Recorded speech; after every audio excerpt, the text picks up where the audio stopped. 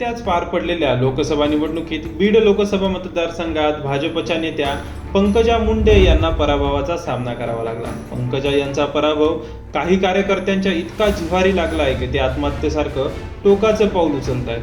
बीड जिल्ह्यात तर दोघांनी आत्महत्या केल्या. यातील चिंचेवाडी येथील पोपट वायवसे यांच्या कुटुंबाला पंकजा यांनी भेट दिली. यावेळी कुटुंबियांना धीर देताना पंकजा मुंडेंना अश्रू अनावर झाले. त्यावेळी पंकजा मुंडे पत्रकारांशी बोलताना म्हणाल्या, तुम्हाला जर हिमतीने लढणारा नेता हवा असेल तर मलाही हिमतीने लढणारे कार्यकर्ते हवे. आत्महत्या थांबल्या नाहीत तर मी राजकारण सोडून देईन. मी पाया पडते पण असं काहीही करू नका.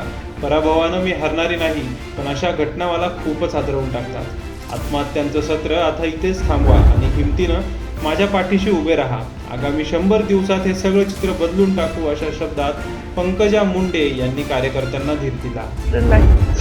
पंकजा मुंडे रडल्या हे महत्त्वाचं नाही, पण का रडल्या हे महत्त्वाचं आहे. मला हे लोक नाही गमवायचे आहे. पराभवानी विजयाने मी हलणारी नाही, पण अशा गोष्टी मला खूप हादरवून टाकतात. त्यांची मुलगी जेव्हा तिच्या वडिलांना मला काय अप्पा बाबा म्हणून रडत होती तर मला खूप अस्वस्थ झालं, कारण तिची वेदना मी समजू शकते आणि मी खूप त्या झेललेल्या आहेत. पोपट वायवासे यांच्या कुटुंबियांची भेट घेतल्यावर पंकजा मुंडे म्हणाल्या, पहिली आत्महत्या झाली तेव्हाही मी आवाहन केलं होतं की असं काही करू नका. या घटनांमुळं माझ्या मनावर परिणाम झालाय.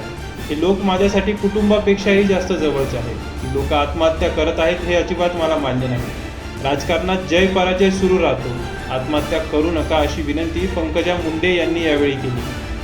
पण मी तशी व्यक्त होत नाही कधी अशा बाबतीत, तेव्हा अश्रू माझ्या डोळ्याच्या कडाच्या बाहेर येऊ देत नाही. पण आज मी अस्वस्थ, माझ्या स्वतःवरचं संतुलन बिघडेल असं माझ्यावर प्रेम करणाऱ्यांनी करू नये एवढीच विनंती आहे. प्लीज आत्महत्या करायचं आहे तर तो इथेच थांबवा. आणि जे काय तुम्हाला ते बळ येतं ना आत्महत्येसाठी, मुलांना खूप हिंमत लागते आत्महत्या करायला. रडक्या भेकड लोकांचं गाण्याचं वाटणं वेगळं आहे, पण ती हिंमत माझ्यासाठी पुढचे 100 दिवस द्या. सगळं पालटून टाकू, सगळं ओळखून टाकू, विश्वास ठेवा. बीड लोकसभा मतदारसंघात पंकजा मुंडे यांचा पराभव झाल्यानंतर बीड जिल्ह्यात आत्महत्यांचं सत्र सुरू आहे.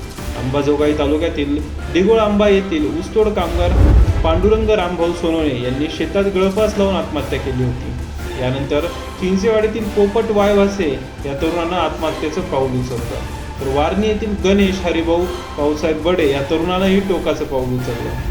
याशिवाय पंकजाताई निवडून नाही आल्या तर सचिन गेला असा व्हिडिओ व्हायरल करणारा लातूर जिल्ह्यातील सचिन मुंडे या तरुणाचाही मृतदेह 7 जून रोजी आढळून आला होता.